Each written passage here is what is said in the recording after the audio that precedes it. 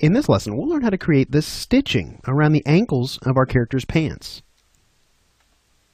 Alright, great. So this is kind of where we left off in the previous lesson. If I hold down the S key, you can see I still have that outer shirt selected here. The first thing I want to do is go ahead and create a group here for all the clothing. A layer group is exactly what we need for that, and the button for that is right here. So we'll go ahead and create our group, and let's just call this something like clothing. Now, to move those two layers into that group, we need to hold the Shift key and select them, and simply drag them up and drop them on top of the group, and you'll see that indents them here. Now, at this point, we need to create a new paint layer. We can go ahead and just tap this button here. It's going to drop it in at the very top of our layer stack, and typically it really wouldn't matter where we put that, except for the fact that this undershirt's base, if I select that layer and go to current paint target, you'll see that that layer started off filled with that 50% gray color, so that needs to be our bottommost layer. Or we need to come in and remove those gray pixels and replace those with transparency. So let me go ahead and hit the I key and go back to my Beckman shader. We'll go ahead and select our new layer, and let's just call this Denim Base.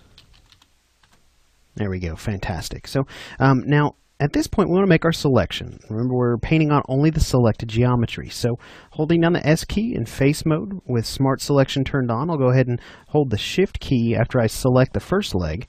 I'll select the second leg as well as the abdominal area. And what we want to do at this point is we want to hide all the other geometry. So if we right-click, we can go to Visibility, and we'll just choose Hide Unselected here. Fantastic. Now, looking kind of at the area around his ankles, that's where most of the wrinkles in the geometry are. Now, at this point, we are going to put a pair of jeans on him, which are made of a fabric called denim. If you're not familiar with this clothing article, make sure and do an image search and kind of reference that. If you are, then you probably have a good idea of how the seams for this material fall. Now, at this point, we could try and paint this, but I think using photographs to project onto this geometry is going to be much quicker and more effective. So let's go ahead and use our 1 and 2 keys on our keyboard, and we can focus on one side of the geometry. I'll just choose this one here. And I want to use my brush tool. Let me just hold down the J key, and I'll select kind of a black color. And I'm going to imagine where that seam that runs down the sides is. And I'm just going to go ahead and paint a reference line there. We'll go ahead and bake that down. And we could probably come over here to the inside of the leg and do one as well. So maybe we put one right about here. Now, at this point, as I make these lines, we need to make sure that we have some masking turned on, because we don't want to be able to paint on the back sides of these faces here. So let me come over to my projection palette, and you can see that right now the only masking I have turned on in terms of projection masking is my back face mask. If I didn't have that turned on, then I'd be able to come in and paint on the back sides of those faces, and I definitely don't want that. So go ahead and turn that on, and fantastic. So we'll go ahead and zoom in here kind of and look at this. Now, again, we're going to be using some images I spoke about in the previous lesson. So let me just drag one into our image manager here.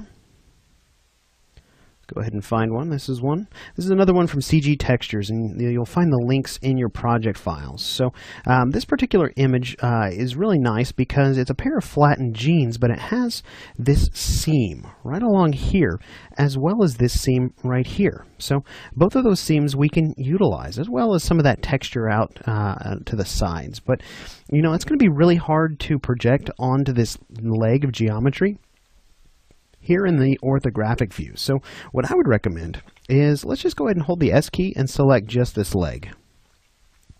We'll come over here to the UV view, and you can see it's right there, so we can hit the A key and center that up.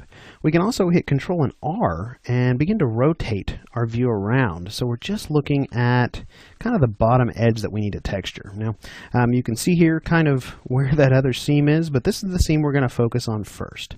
Now, we want to use the Paint Through tool here. So the Paint Through tool you can access by using the U key on your keyboard. You can see it's right over here. You could also quickly access that tool just simply by dragging one of these images onto your canvas. So if I drag that onto the canvas, you'll notice it switches me over to that really quickly. Now, there's some keyboard shortcuts here, so let me go and access my display properties and turn on my HUD. I want to show those to you. You can see here that, let me just hit my home key on my keyboard, and that'll hide some of these palettes. You can see here, if I were to hold down the Control and Shift key, we can scale the image up and down. Shift is going to move it around, and Control is going to rotate it. Those are the main controls that I use when I'm basically painting through an image like this one. So what I'd like to do, let me go ahead and hide that heads-up display again so it's not in our way. There we go. We'll go ahead and rotate that, kind of translate it into position. Also kind of zooming in on that shell here as well. Now this first projection may take a little bit of practice for you. It may take a little bit of trial and error, because what I want to make sure is that once we project this image down onto it, this seam is the right size. So what we can do is, let me go ahead and hit my home key again, bring my palettes back. I'm going to go ahead and use, let's just use the default brush here. You can see it there. And hit that home key again. And I'm just going to start to paint this in. Now, I'm lining that seam up with the seam that we basically drew on a moment ago. Let me just hold R and make my brush bigger. And we'll just kind of paint in this leg of the pants here, just like so. Now, I'm not too worried about the white areas, and I'm not too worried about this hard edge up at the top as of right now. But what I am worried about, let me just switch to my paint tool, is this edge right down here. So we want to make sure we get all of this texture on there. So it looks like I missed a corner down here. We'll hit those corners really well. And what I want to do is I want to match that hem edge up with this geometry, the edge of this shell. So we can use the slurp tool to do that. It's this tool right here that looks like a hand with a finger.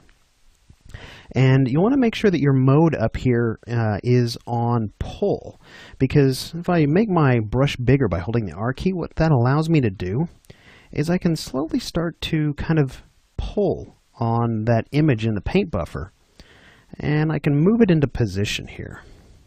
So I'm using kind of a tapping motion here to kind of pull at various areas. I'm not pulling one area the entire distance it needs to go. There we go. We've got that almost into position here. Now up here, I'm going to pull up a little bit on that. And here we're going to need to pull up quite a bit. So again, I'm going to use that tapping motion to kind of pull at it in a number of different places. That way the texture doesn't get crushed as I'm kind of shifting it around. And remember, that hem right there is what we want to preserve. So we'll go ahead and pull it on a couple more places here. There we go. And let's go ahead and bake that down at this point. We'll go ahead and hit the B key on our keyboard. Now, at this point, we want to switch over to our orthographic view and kind of look at how that texture looks as it's layered on top of the model here. Now, I feel like that might actually be a little bit large. That seam feels really, really big to me. So what I'm going to do, let's go back to our UV view, and I'm going to undo back a few times. Now, we could do this even quicker if we came over here and hit the home key, and we looked in the history palette. So if we look here, this is a recorded history of everything I've just done, and you can see that's where the projection occurred. So let me come back over here and select that last paint through. And at this point, if I hold down the Alt key, you can see I can maneuver around, and that's back up in my paint buffer at this point. So let me hit the home key again. And I'm actually going to zoom in on this just a little bit, so we can kind of shrink that texture in the buffer down some. Just like so.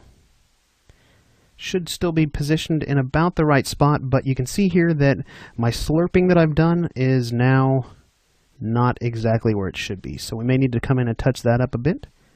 We'll just come in and re-slurp this area over here. Whoever named that tool was just brilliant. I love the name Slurp. I don't know why. It's just fun to say.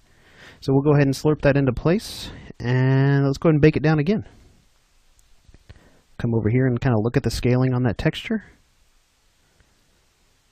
That feels a little bit better. We could probably go even a little smaller than that if we really wanted to. I'm just going to undo back a few times until I feel like that's popped up into the buffer. Yeah, let's go ahead and use the history palette. There we go.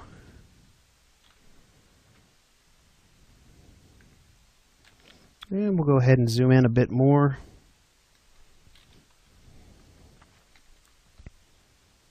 Bring that down into position.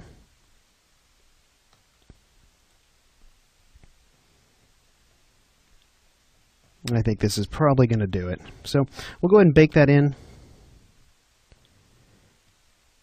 Yeah, that feels a little bit better to me. That seam feels a little bit more proportionate to the size of the geometry it's on. So now with that in place, what we can do is we can come back over here and we can begin the process of kind of positioning that next seam. So again, back over here in the UV view, if we hit the U key on our keyboard, you can see it brings back our image as we have accessed the paint through tool again. And over here, I'm going to position that seam. Again, I can kind of see that line I drew through.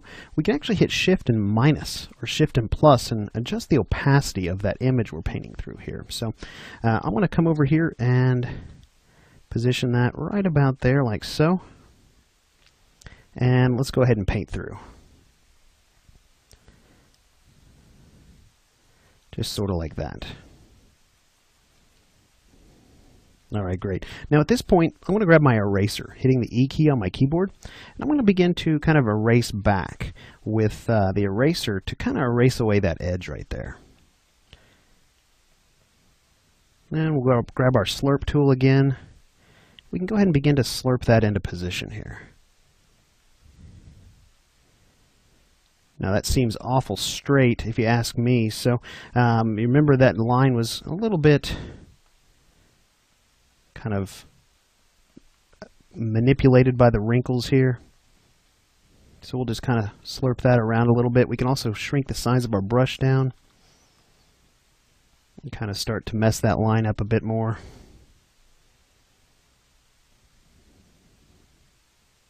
Just like so.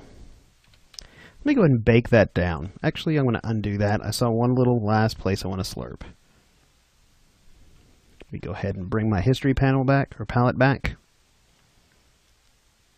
There we go. And let's check it out.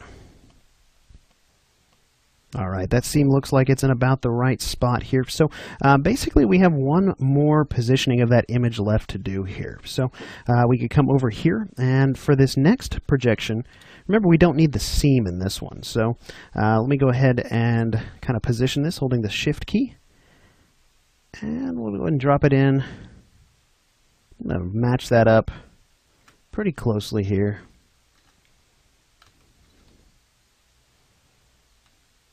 All right, fantastic. That'll work. So we'll go ahead and paint that through. Now again, in this case, we want to be able to slurp that seam off the edges of this shell. So we can come over here, grab that slurp tool again, make it nice and big using the R key. And I'm just going to start to kind of gradually start shoving that seam off the shell. You can see I'm kind of brushing out to the side because I know there's some fall off with the brush I have selected. So we'll come over here and do the same thing. Start kind of moving that texture around. Now here we want to make sure we get that seam where it's supposed to go.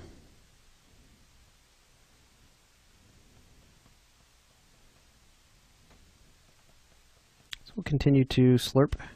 You can see here how I was tapping in the same spot repeatedly, so the texture started to stretch a little bit. So I'm going to start to kind of work at shoving that off.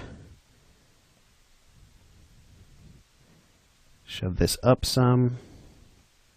Shove this down.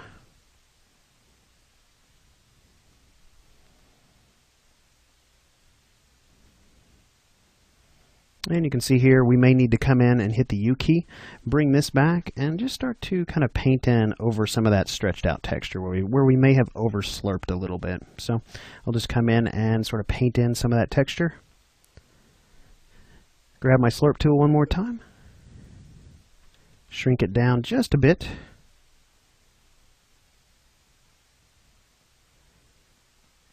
All right, fantastic. We can grab our eraser at this point, and we can begin to start erasing this away. Now you saw how I used that same image to sort of touch things up. We can do that again if we need to, kind of right around this area. We got that seam pretty close to the seam in the previous projection. So if I go ahead and bake that, hit the U key, I can bring this back and just kind of start to blend that seam a little bit. All right, fantastic. We'll come back over here to our orthographic view. And at this point, you can see we've created the denim all the way around that left ankle. So I tell you what, hopefully you have been able to follow along with me in this lesson. I'm going to go ahead and do the same thing that we just did for the other side, for his right ankle. Now in the next lesson, we're going to go ahead and begin to drop denim texture up the length of the legs. So we'll pick up where we're leaving off here in the next lesson.